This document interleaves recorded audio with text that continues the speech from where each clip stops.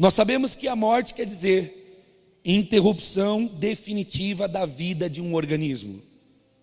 É isso que quer dizer a morte. A interrupção definitiva da vida de alguém que vive, da vida de um organismo. Nós não sentimos muito dificuldade com a morte de animais que a gente come.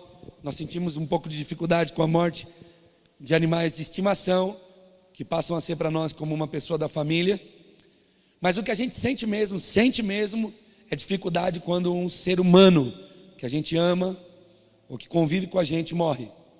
Aí a gente sente. E o que quer dizer a morte? A morte quer dizer literalmente a interrupção dessa vida, a interrupção definitiva. E quando a vida de alguém acaba, quando a vida de alguém é interrompida, quando o fôlego de vida de alguém é interrompido, nós que ficamos, inauguramos sentimentos que só a morte pode trazer para dentro da gente, Ju. Nenhuma outra experiência na vida é capaz de fazer com a gente o que a morte de alguém que a gente ama é capaz de fazer. Nenhuma. Não existe experiência na vida que pode nos fazer sentir o que a morte de alguém nos faz sentir. A gente inaugura o sentimento de que o relacionamento e todos as suas afluentes, as suas vertentes emocionais, acabou. A gente percebe que nós não vamos conseguir mais nos relacionar com aquela pessoa. Nós não vamos conseguir mais nos relacionar e entregar a ela e receber dela as vertentes emocionais de um relacionamento. Nós não conseguimos mais. E é aí que nasce a dor. É aí que nasce algumas dores que só a morte pode nos trazer. E que infelizmente a gente só aprende quando a gente vive. Infelizmente a gente só aprende quando é conosco. E não adianta, se nós não pudermos colocar os nossos corações à disposição de Deus, e não pudermos sermos visitados pelo Espírito Santo, para que Ele nos leve a uma experiência profunda, não haverá possibilidade de conhecermos essa dor. Só haverá possibilidade quando isso, acontecer com a gente. É fato. A gente inaugura o sentimento da dor, da saudade. E por que saudade?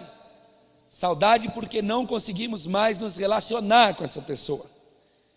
Isso quer dizer que essa saudade nomeia uma perca, nomeia um rompimento, nomeia a impossibilidade de se relacionar emocionalmente com determinada pessoa. O que quer dizer perder? Deriva do grego original apolomi, que é igual a destruir. É fato. Quando alguém morre, um relacionamento é destruído, porque você está construindo algo com alguém. Quando alguém morre, o que acontece? Aquele relacionamento se destrói.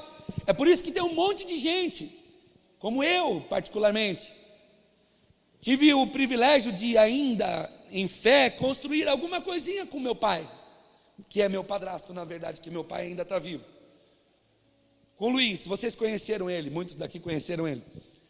Mas chegou uma hora que ele partiu, o Senhor, como aqui nós aprendemos. Eu disse que eu não vou entrar no estudo, porque eu não tenho cacife, mas nós aprendemos na suma do estudo que nós precisamos permitir que a morte passe. Passou, a morte passou e levou. É o tempo dele, o momento dele. O que aconteceu com o meu relacionamento com ele? Foi destruído. É o que quer dizer perda. Perda quer dizer também tornar inútil, e é isso. Eu tenho um relacionamento com alguém, esse alguém morre, Logo, o meu relacionamento com Ele é inútil, porque eu não consigo produzir, não é? É por isso que nós, enquanto cristãos, sempre tentamos ensinar, sempre tentamos transferir esses ensinamentos, como aqui foi na sexta-feira, um ensinamento que causou um impacto nas nossas vidas, e nós aprendemos que não adianta mais ficar se relacionando com a pessoa que partiu, porque é inútil essa relação, não tem utilidade nenhuma, porque não tem retorno. Você tem que se relacionar com quem ainda está por aqui, e entender que aquela relação que você teve com a pessoa que partiu, então, agora é uma lembrança saudável que você tem de uma relação que já não tem mais utilidade, que você já não consegue mais ter retorno. É isso. Diz que é matar. Perder é matar. Perder é morrer. Bom, se a morte e morrer se encontra em sua explicação, em seu significado, ao perder, em algum momento, a palavra morte e a palavra perder se encontram em seus significados. Elas não são duas palavras diferentes, elas são duas palavras que parecem ser diferentes, mas em algum momento elas se encontram, e depois elas voltam para os seus significados populares. Mas muita gente diz assim: olha como está o seu pai. Eu digo, meu pai partiu na glória do Senhor, partiu na presença de Deus, meu pai partiu para a glória. Outras pessoas dizem: perdi ele. Não é? Algumas dizem: olha, puxe sua mãe, a minha mãe partiu para os braços do pai. Alguns dizem: eu perdi minha mãe. Não é? Às vezes um irmão diz: ela partiu para a glória, e o outro irmão diz: eu perdi ela. Percebe como morrer e perder são duas palavras diferentes de significado para nós, um tanto quanto diferentes, mas que em algum momento a gente usa as duas como o mesmo significado. Vocês conseguem perceber isso? Consegue perceber que morreu e partiu em algumas horas da nossa vida é a mesma coisa? Morreu e perdeu. Perder e morrer, elas se encontram, porque a gente, por muitas vezes, como aprendemos também no estudo, achamos que a gente perdeu, e o estudo nos conclamou a entender que a gente não perdeu nada, porque não era nosso. E é um entendimento muito difícil de se entender, porque a gente pensa que as pessoas que estão ligadas a nós são nossas. Então é isso que quer dizer. A morte quer dizer a interrupção definitiva de uma vida. E a palavra morte tem muitas vezes o mesmo significado da palavra perder. Bom, eu não poderia vir para esse púlpito hoje, apesar de ontem estar assistindo o filme, e a Mariana dizer: poxa, pastor, prega uma mensagem sobre isso. Eu fiquei desesperado, porque eu falei: você acha mesmo que depois de assistir um filme desse eu sou capaz de tentar falar alguma coisa a respeito do filme? Eu sou analfabeto, e eu não tenho condição de fazer isso, e nem vou tentar, porque é simplesmente magnífico. Mas eu não gostaria também porque eu não tenho como descrever o filme, eu não gostaria também de não falar um pouco sobre ele. Então eu vou tentar falar aquilo que eu me sinto capaz, e vou dizer a vocês que muitas coisas também aconteceu durante aquele filme. Algumas frases, algumas palavras, alguns ensinamentos, parece que quando a gente está assistindo tem um impacto maior do que quando a gente está ouvindo, né? Marcelo brincou comigo: pastor, que mensagem, hein? Eu falei assim: a gente ouve e assiste esse filme há 11 anos, Marcelo. A gente assiste esse filme há 11 anos. A questão é que a gente não assiste ele como o produtor fez. A gente assiste ele aqui, ouvindo incessantemente a mesma coisa que aquele filme passou. Mas em alguns momentos do filme, a garganta embargou, os olhos encheram de lágrimas, porque ele é muito inspirador. Por que inspirador? Porque dá muita vontade, quando você está assistindo aquele filme de Paulo, dá muita vontade de viver experiências com Deus. Dá ou não dá, irmãos? Ele é inspirador. É um filme inspirador. É assim que tem que ser a mensagem. A mensagem tem que ser inspiradora. A mensagem do Evangelho tem que ser inspiradora. Ela tem que inspirar a pessoa a querer viver experiências com Deus. Chega, meus irmãos. Chega de uma ideia da igreja. Pelo amor de Deus, eu sei que nós não somos assim. E por muitas vezes eu prego isso, porque às vezes tem pessoas que estão em nosso meio nos visitando e talvez esteja assim. Ou você pode pegar essa mensagem e levar para alguém ouvir e dizer: olha o que aconteceu aqui lá. Olha o que aconteceu, olha o que meu pastor pregou, olha o que Deus falou através da vida dele. Porque não dá mais, irmão, para entender a igreja como um local onde um Deus poderoso vem e faz com o seu poder tudo aquilo que meu umbigo quer. Não dá mais para entender Deus desse jeito. Não dá mais para entender Deus a partir da teologia da prosperidade. Miseravelmente, desgraçadamente, é uma vida desgraçada a gente viver acreditando que Deus existe, Deus não existe, Deus é, para que nós sejamos atendidos em nossos mais gananciosos pedidos. Então a palavra deve ser inspiradora, sim, como aquele filme está sendo. Se você não assistiu, assista, pelo amor de Deus, porque é maravilhoso, é inspirador. Ele te inspira, você sai dali falando: meu Deus do céu, o que está acontecendo comigo? Senhor, aonde é que está a minha parcela de contribuição para o cristianismo na face dessa terra? Porque quando a gente assiste aquele filme, a gente olha para trás da nossa vida e diz: nada, nem sequer, nem parecido. Nem parecido. Porque a gente se incomoda com os nossos filhos, que nossos filhos estão, sei lá, tirou nota vermelha na carteirinha. A gente fica em casa falando: olha você. E quando a gente vê crianças entrando no Coliseu para serem mordidas, comidas, rasgadas, dilaceradas por leões, só para alguém dar risada. Em nome de Jesus, a gente percebe o quanto nós estamos equivocados no que diz respeito à nossa fé e como nós estamos adormecidos com a liberdade que temos, como nós estamos usando a liberdade que nós temos como libertinagem. E é muito edificante porque nos confrontou, edificante porque nos confrontou de uma forma única, fez a gente perceber muitas questões que para nós, nas letras da Bíblia Sagrada, elas não conseguem tomar vida para a gente. Eu vou falar sobre muitas coisas aqui ao longo do tempo, muitas coisas magníficas que esse autor, que esse produtor desse filme fez, mas uma coisa para mim foi simplesmente única. Eu tinha que falar disso pela primeira vez e dou a liberdade para alguns irmãos falarem aqui também.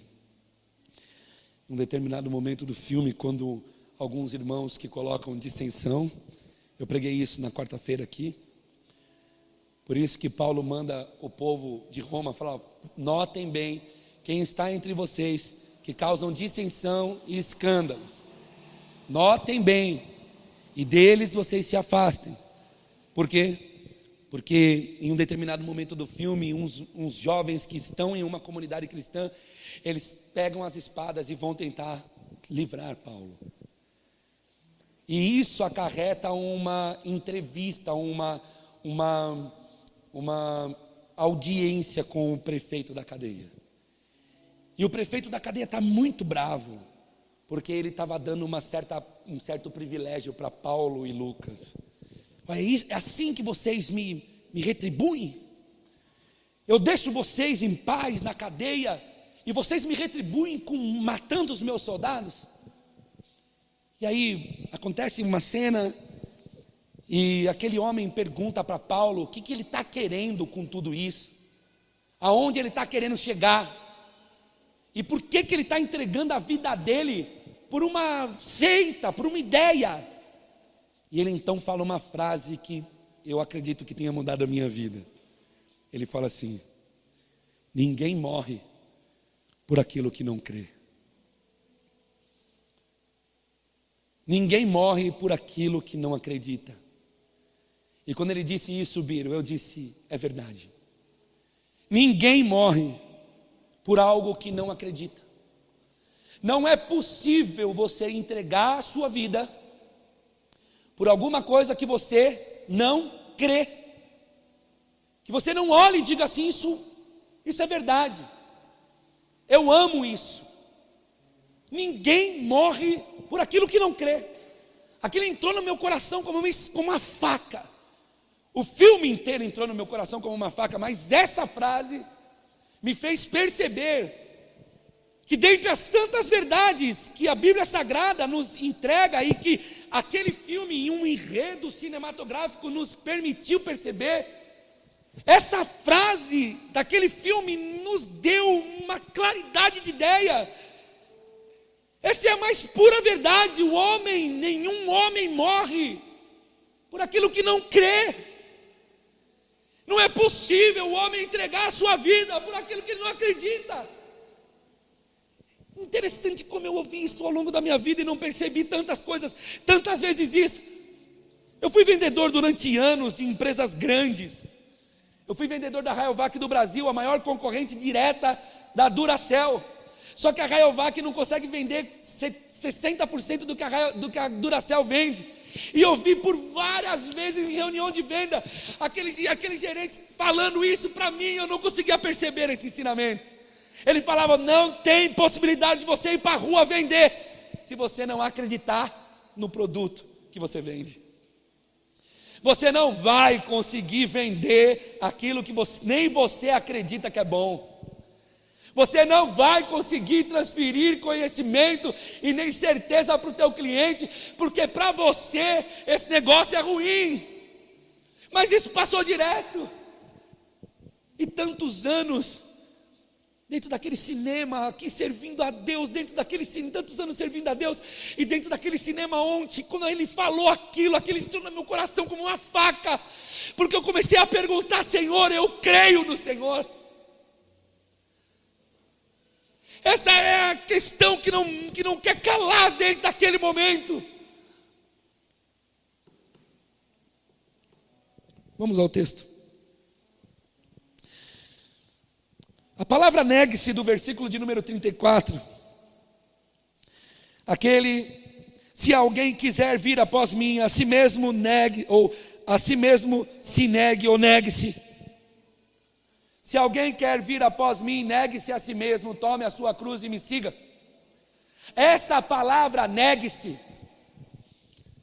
vamos colocar uma interpretação clara nela. Aquele que quiser vir após mim e quiser destruir o seu relacionamento com o resto do mundo, com tudo que você é, aquele que quiser vir após mim e tornar inútil tudo que você é com esse mundo, aquele que quiser vir após mim e morrer para o mundo. Entre outras palavras, a palavra negue-se aqui está se aplicando exatamente à palavra perder. A palavra perder que está no versículo de número 35, olha lá.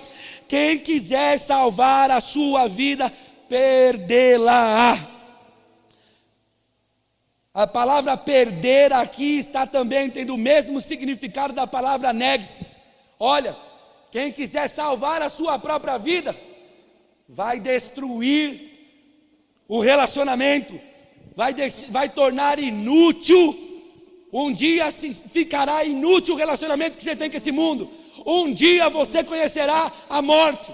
Ela também tem o mesmo significado, ainda no versículo de número 35, que diz assim: porém quem perder a vida por causa de mim e do Evangelho, por amor de mim e o Evangelho, esse perder também tem o mesmo significado. Vamos lá. Porém, qualquer que, olha lá o texto, qualquer que quiser, quem perder ou quiser perder, quem perder a vida por amor de mim, quem destruir o seu relacionamento com o mundo por amor de mim, quem tornar inútil o seu relacionamento com o mundo por amor de mim, quem literalmente morrer por amor de mim e do Evangelho. A palavra negue-se, a palavra salvar, a palavra perder, depois a mesma palavra perder, tem o mesmo significado. Morrer.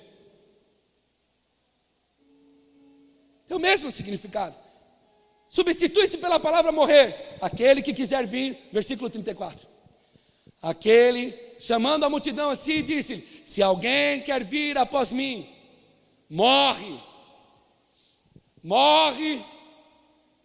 e depois me segue. Por quê? Porque tornar inútil um relacionamento com o mundo, para um ser humano que está no mundo, é literalmente morrer. Não ter mais prazer nas bebidas, não ter mais prazer nesse mundo, não ter mais prazer nos relacionamentos desse mundo, não ter mais prazer com as coisas desse mundo, não ter mais prazer com as coisas que todo mundo tem prazer, literalmente morreu. É assim que o ser humano que aceita esse convite se sente. Ele se sente morto para as coisas desse mundo, ele já não vê mais alegria nas coisas desse mundo. Mas aí ele diz na aplicação do texto, no seguinte verso, o seguinte: aquele que quiser salvar a sua vida, ou salvar do quê? Salvar da morte. Salvar, ou seja, salvar os seus relacionamentos, salvar as suas possibilidades. É isso que o texto está falando. Aquele que quiser com as suas próprias mãos continuar aceitando as possibilidades deste mundo para encontrar a sua salvação, para encontrar a sua alegria, na verdade vai perder. E aquele que perder por amor de mim e do Evangelho, na verdade vai achar. É isso que o texto está falando. Puxa, pastor, nunca fez tanto sentido para mim essa frase que esse filme nos deu. Um homem não morre por aquilo que não crê. Ele não morre.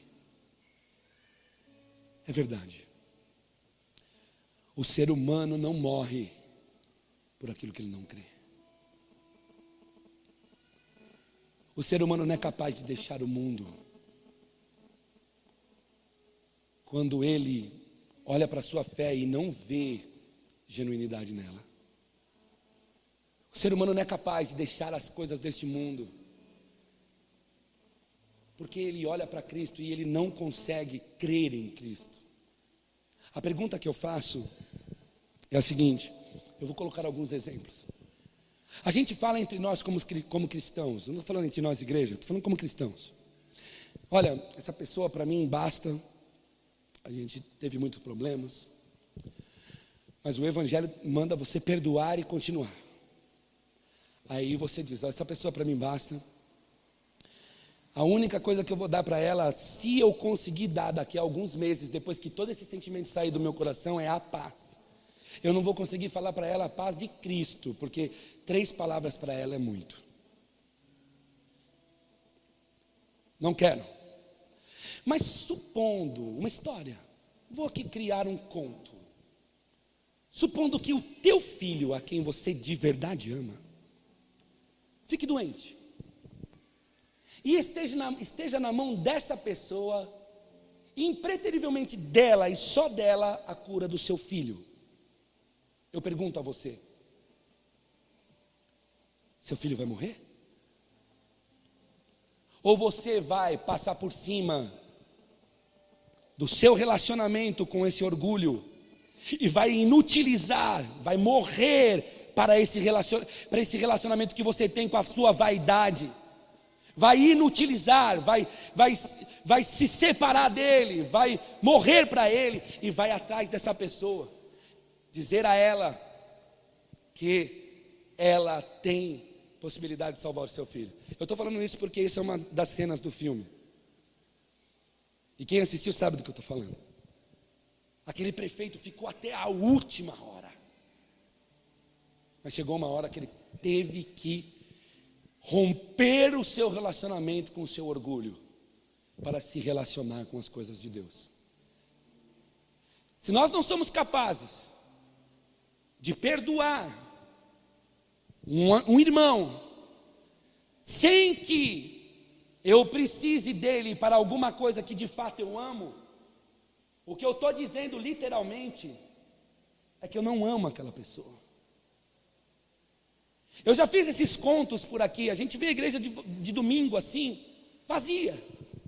Eu pergunto a vocês, se nós estivéssemos hoje aqui sorteando R$1 milhão como presente para uma mãe, caberia de gente aqui? Hã? Caberia de gente aqui? Não. Por quê? Porque o ser humano ama o dinheiro.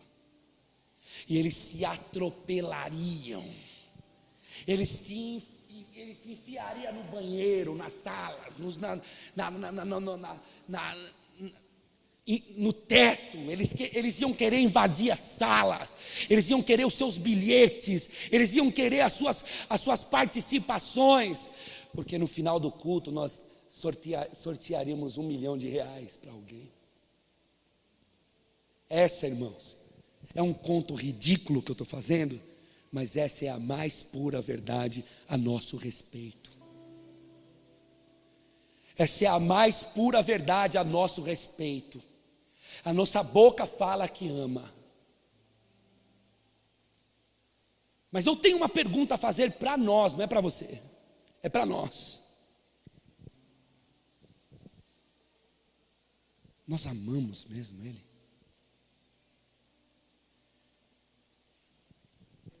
Nós amamos Ele?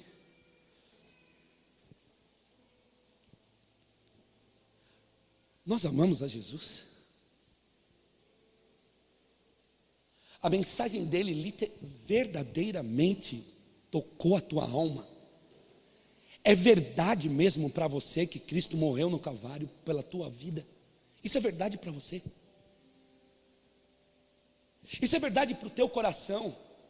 Isso é uma verdade que ninguém toma de você. Essa mensagem está explícita dentro da sua alma, a ponto de você querer ranger os seus dentes quando você vê alguém falando ao contrário disso.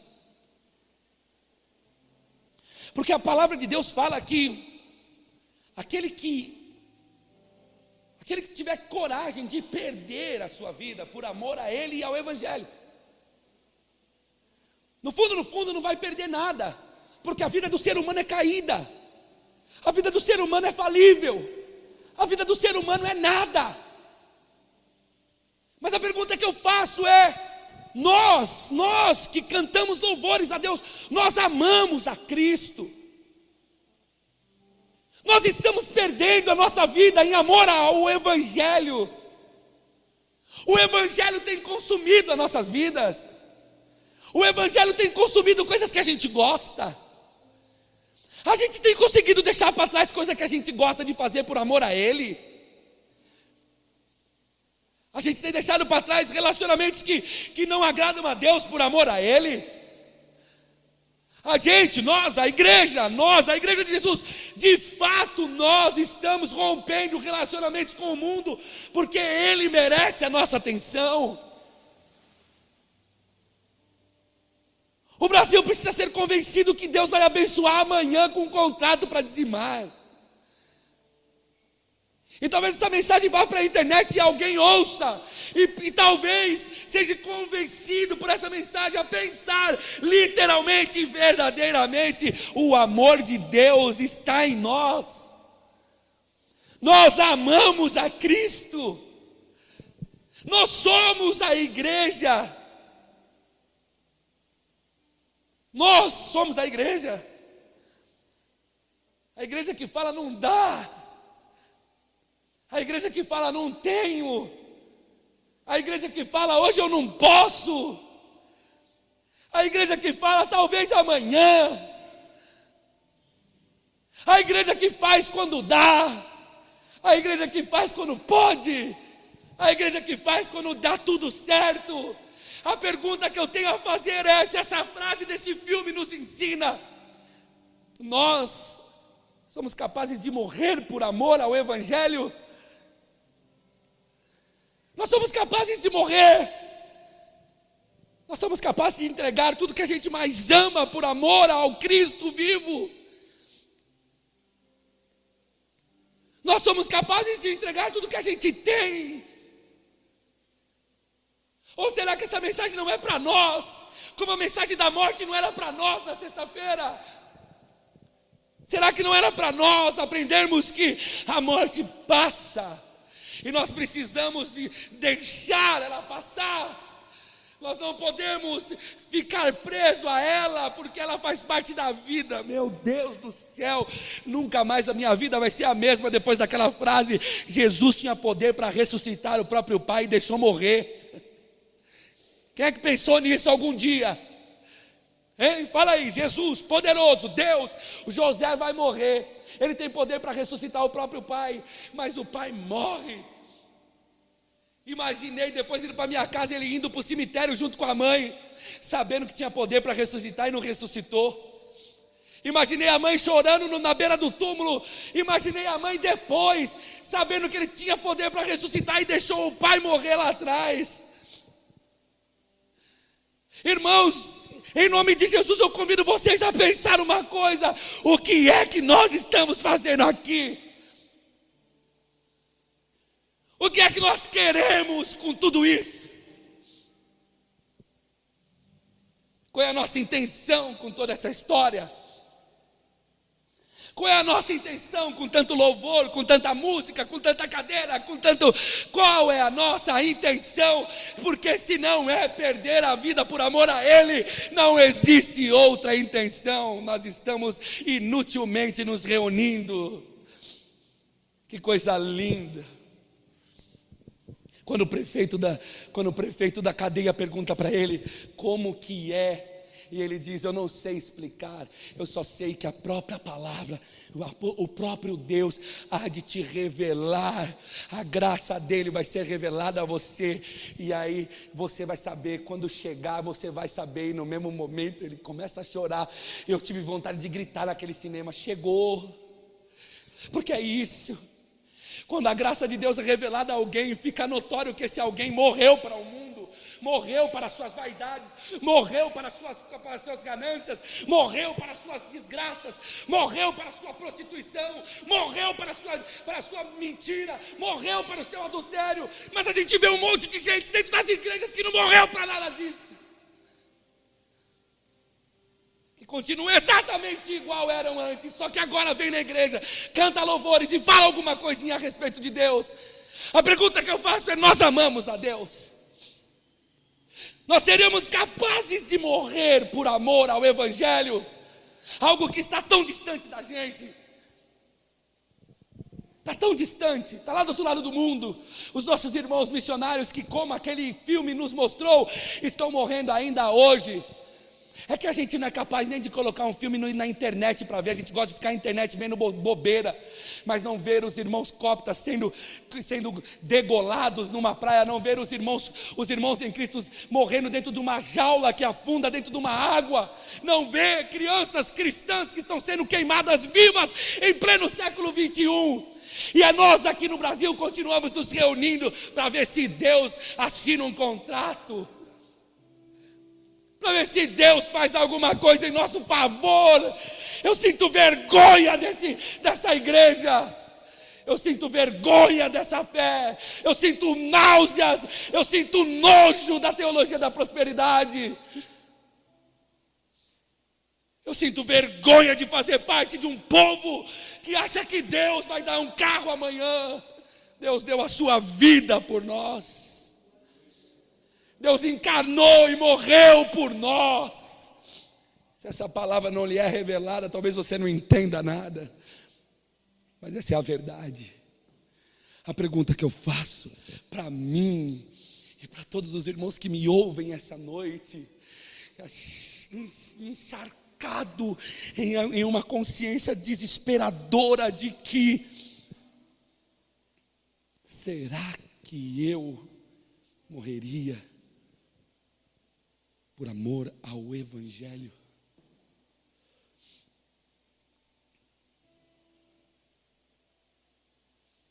Enquanto isso, você vai em Roma e o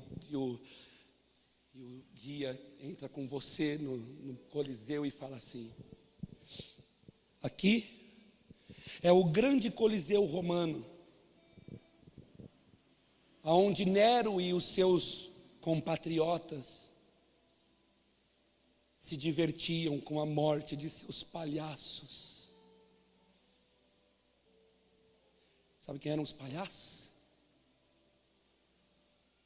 Os nossos irmãos que morreram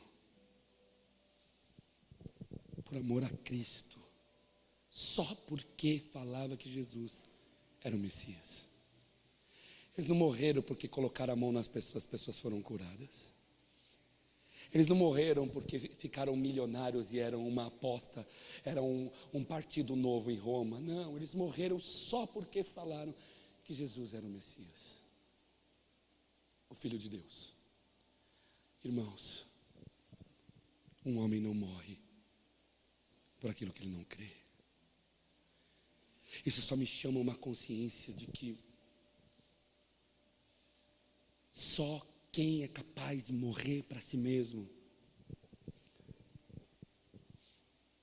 é que pode olhar para trás e perceber o quanto ama. Eu fiz um conto aqui, tem tantos outros. Você diz: nossa, eu acho bonito aquela missão. Puxa, os irmãos vão lá na aldeia, mas isso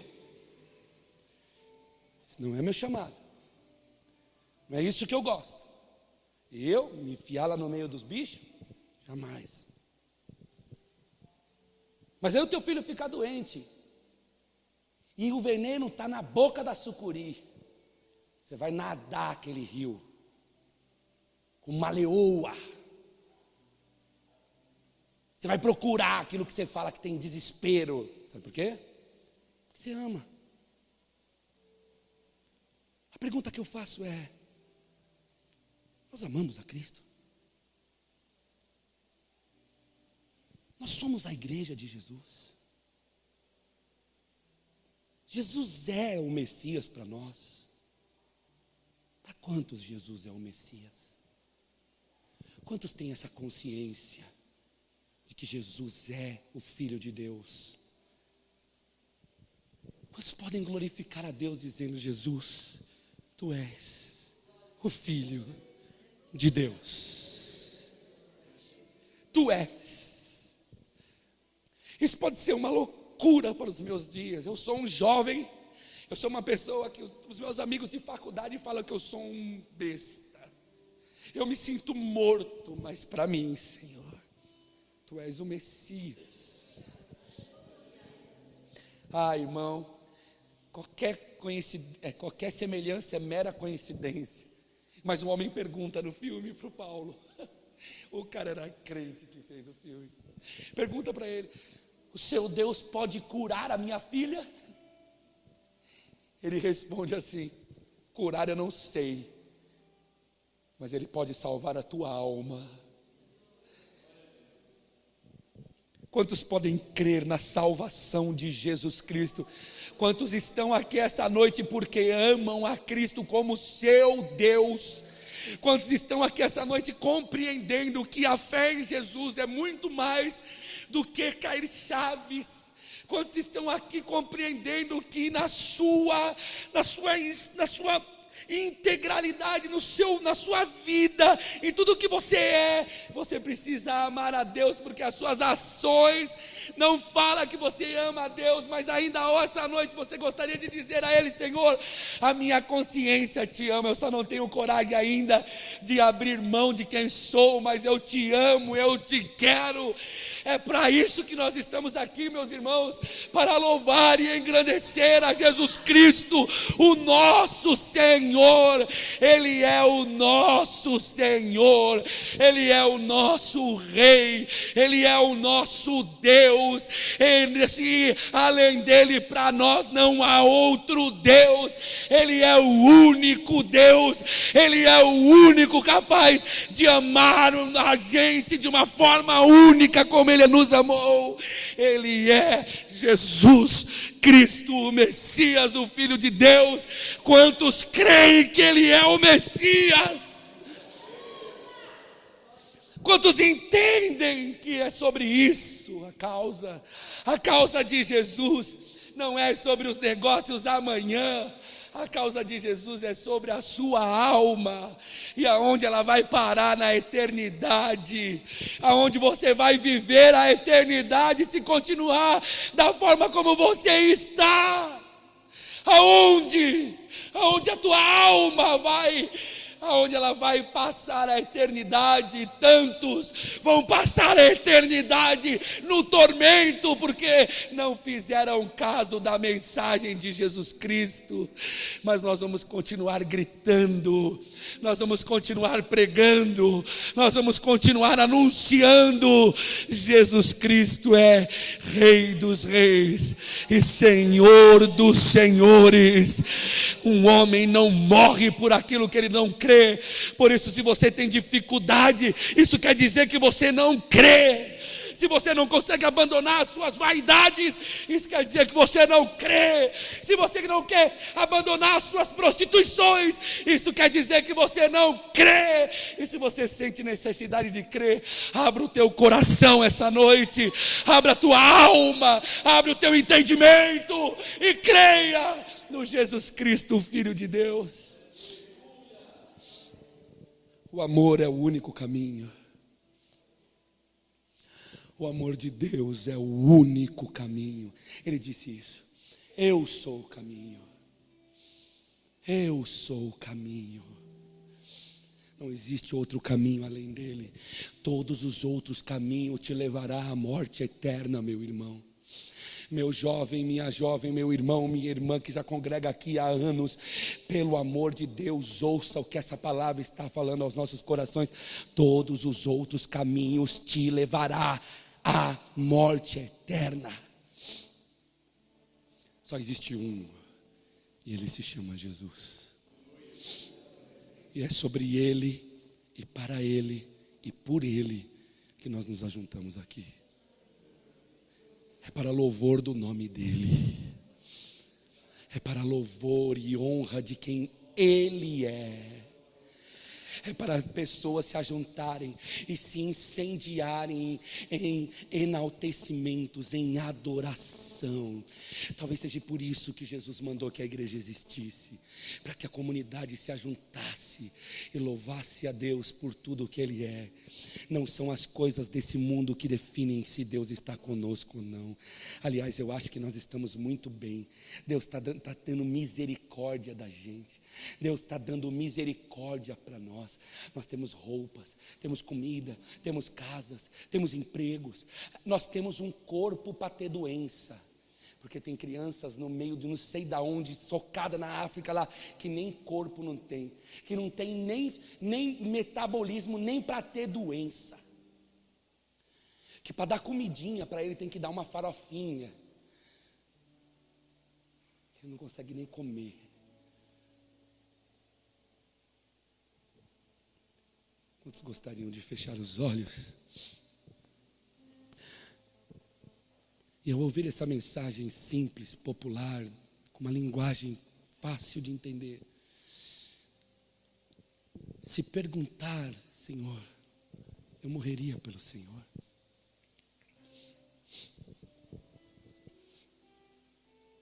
Se a perseguição viesse ao Brasil,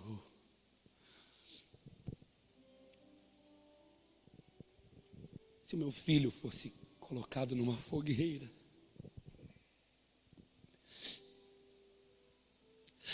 como nós somos egoístas.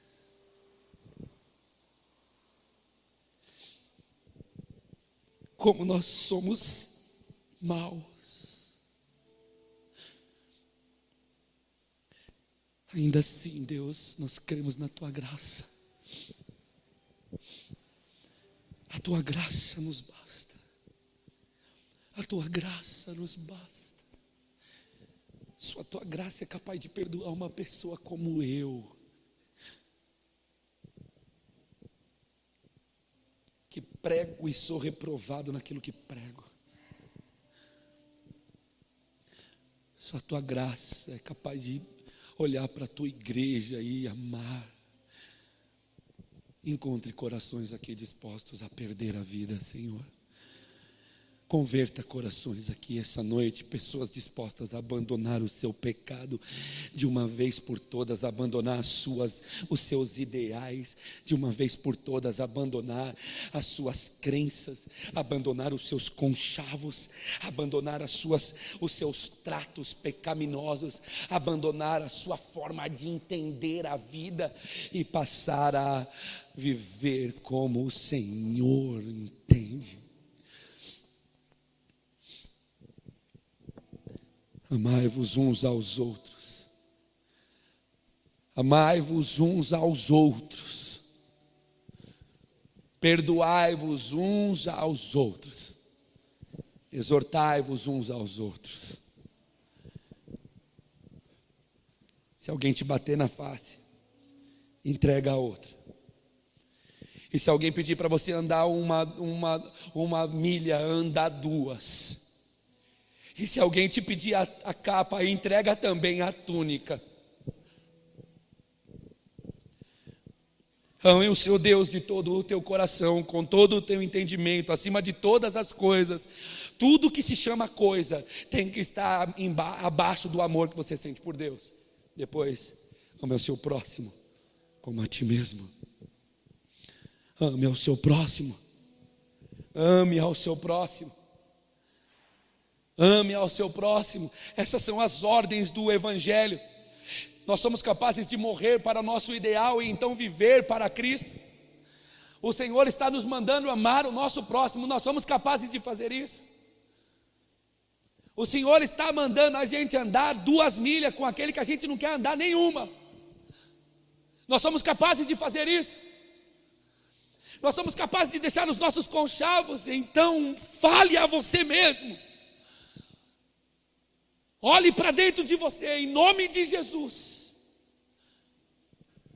E em nome de Jesus, converta os seus caminhos aos caminhos do Senhor.